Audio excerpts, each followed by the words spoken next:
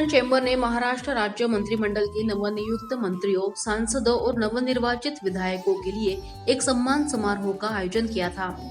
इस अवसर पर उच्च और तकनीकी शिक्षा मंत्री चंद्रकांत पाटिल, खेल और अल्पसंख्याक विकास मंत्री दत्तात्रेय भरणे, विपणन और शिष्टाचार राज्य मंत्री जयकुमार रावल, शहरी विकास, परिवहन, सामाजिक न्याय, चिकित्सा, शिक्षा और अल्पसंख्याक विकास राज्य मंत्री माधुरी मिसाल, राज्यसभा सांसद मेधा कुलकर्णी और जैन अल्पसंख्यक आर्थिक विकास निगम के अध्यक्ष ललित गांधी इन्हें सम्मानित किया गया।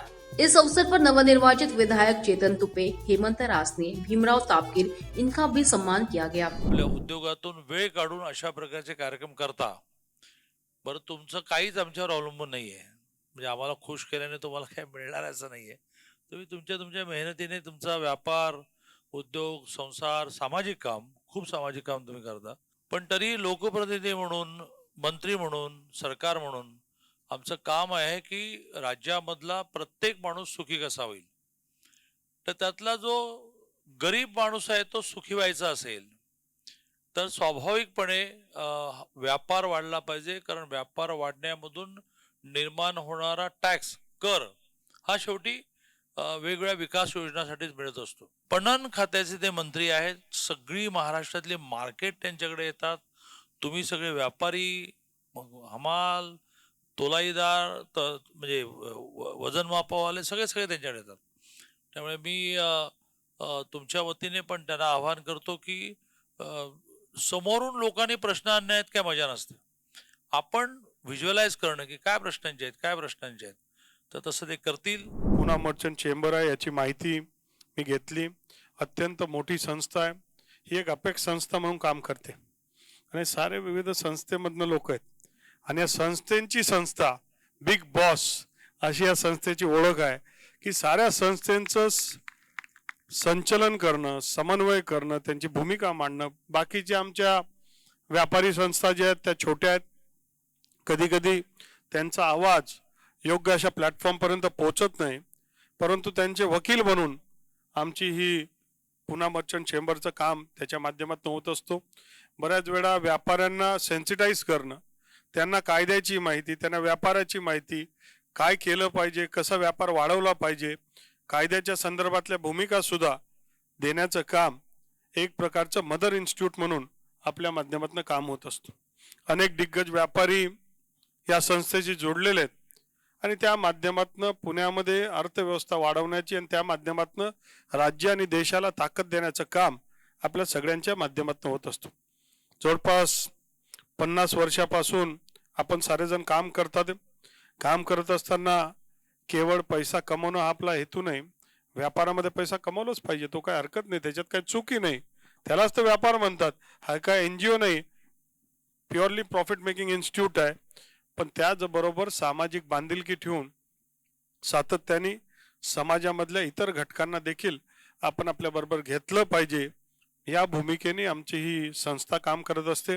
मग दिवाळीच्या संदर्भात स्वस्तमध्ये मिठाई फराळ पोहोचवणं असेल, कोविडच्या संदर्भात मदत पोहोचवणं असेल, किंवा अजून काय काम आहेत, रेग्युलर आपलं एक मॅगझिन चालून त्याच्या माध्यमातून माहिती देण्याचं काम असेल, अशा अनेक गोष्टी आपल्या माध्यमातून होत असतात। अनेक गोष्टींची माहिती आपली चेंबर संघटना ही प्रमुख व्यापार संघटनाचे प्रतिनिधित्व करणारी संघटना आहे आणि त्या माध्यमातून या राज्यामध्ये, या शहरामध्ये, आपल्या भागामध्ये जे आपल्या व्यापारी बंधूंचे प्रश्न आहेत, अडचणी, त्या सोडवण्याचा प्रयत्न यापूर्वीही या संघटनेच्या माध्यमातून, चेंबरच्या माध्यमातून झालेला आहे।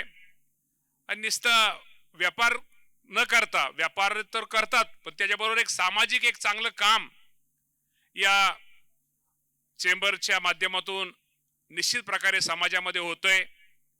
आणि कुठेतरी जो घटक आहे, जो गरीब घटक आहे, त्या घटकाला सुद्धा मदत करण्याचं काम या चेंबरच्या माध्यमातून केलं जातंय। त्याचा निश्चित प्रकारे एक आमच्यासारख्या कार्यकर्त्याला, एक राज्याचा एक मंत्री म्हणून एक आम्हाला आनंद आहे।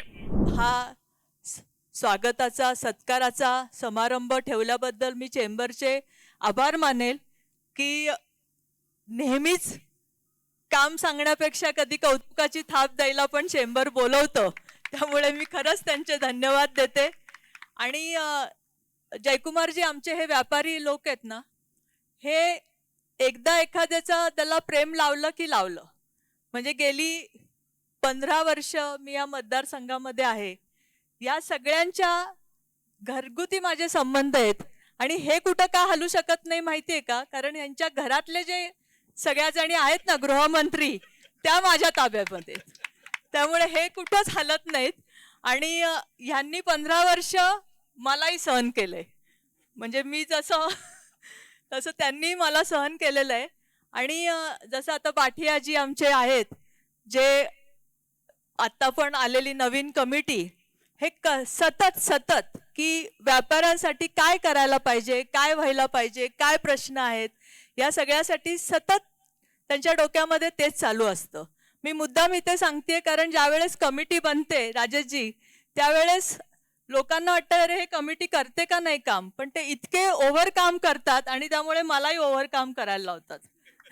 व्यापारात ते स्वतः आहेत, व्यापाऱ्यांच्या बरोबर आहेत. त्यामुळे आपल्या अडचणी नेमक्या काय आहेत हे समजून घेण्याची त्यांच्यामध्ये क्षमता आहे. आणि असा क्षमता असलेला मंत्री आपल्याला पणन खात्याला मिळाला, हे आपल्या सर्वांचं खरोखर सौभाग्य आहे. आणि आज या कार्यक्रमाला ते आवर्जून उपस्थित राहिले. पणन खात्याबरोबर त्यांच्याकडं राजशिष्टाचार खातंही दिलं आहे. आता देवेंद्रजींनी काय विचार केला असेल माहित नाही, एखाद्या राजाला राजशिष्टाचार खातं दिलं, राजशिष्टाचार कसा उत्कृष्ट पद्धतीचा या राज्याचा जगभर त्याचं एक चांगलं उदाहरण घेतलं जाईल असं नक्की या पुढच्या काळात आपल्याला बघायला मिळेल. असा एक राजघराण्याचा राजबिंडा व्यक्ती राजशिष्टाचार मंत्री सुद्धा झालेला आहे.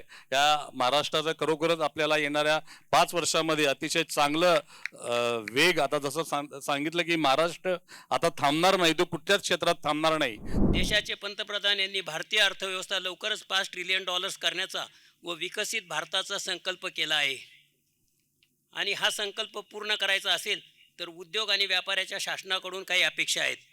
त्याचा सकारात्मक विचार करून यापुढील काळात व्यापार उद्योग वाढीच्या दृष्टीने सकारात्मक निर्णय होतील ही अपेक्षा व्यक्त करतो. राष्ट्र असो, राज्य असो, शहर अथवा परिवार, त्यांच्या समृद्धीचे मूळ असते ती अर्थव्यवस्था. जिथे व्यापार उद्योगाची भरभराट असते तिथे समृद्धी असते. अर्थात व्यापारी उद्यमी यांची राज्याच्या प्रगतीमध्ये महत्त्वपूर्ण भूमिका आहे हे सर्वश्रुत आहे. भारत देश जगामध्ये प्रगतीच्या आलेखामध्ये सतत उंचावत आहे. विविध क्षेत्रामध्ये, मग ते तंत्रज्ञान असेल, कृषी क्षेत्र असेल, निर्यात क्षेत्र असेल, सर्वांमध्ये प्रगती होत आहे. रस्ते, रेल्वे स्थानके, विमानतळ, मेट्रो, लोकवस्ती याचे वेगाने आधुनिकीकरण होत आहे. परंतु जेथे शेतकरी आपले उत्पन्न विक्रीला आणतो किंवा जेथे मोठ्या प्रमाणात खाद्यान्न वस्तूंचा व्यापार होतो, ते क्षेत्र अजूनही हवे तेवढे आधुनिक झालेले नाही. कृषी उत्पन्न बाजार समितीमधील पारंपरिक व्यापार टिकण्यासाठी अथवा त्यामध्ये वाढ होण्यासाठी शासनाकडून ठोस उपाययोजना होणे अपेक्षित आहे. बाहेरच्या देशांमध्ये खाद्यान्न वस्तूंचे वितरण व्यवस्थेचे विकेंद्रीकरण करून छोटे छोटे लॉजिस्टिक मार्केट उभारण्यासाठी प्रयत्न होणे गरजेचे आहे. शहरातील घाऊक बाजारपेठा शहराबाहेर रिंग रोड जवळ अनेक ठिकाणी उभारल्यास शहरातील वाहतुकीचा ताण कमी होईल, वितरण व्यवस्था बळकट होईल, ग्राहकांना वस्तू स्वस्त मिळेल आणि पारंपरिक व्यापाराला चालना मिळेल. घर साथ मिले आपका तो गुलिस्ता खिलाएंगे हम, ठान ली हम सबने तो फिर एक बार भारत को सोने की चिड़िया बनाएंगे हम. ये सम्मान the Poona merchant chamber, Maharashtra chamber of commerce, industries and agriculture Mumbai, federation of association of Maharashtra Mumbai, chamber of association of Maharashtra, industries and trade Mumbai, the grain, rice and oil seeds merchants association Mumbai, confederation of all India traders Delhi और Pune traders federation और महाराष्ट्र के विभिन्न व्यापार संघ द्वारा KIA गया.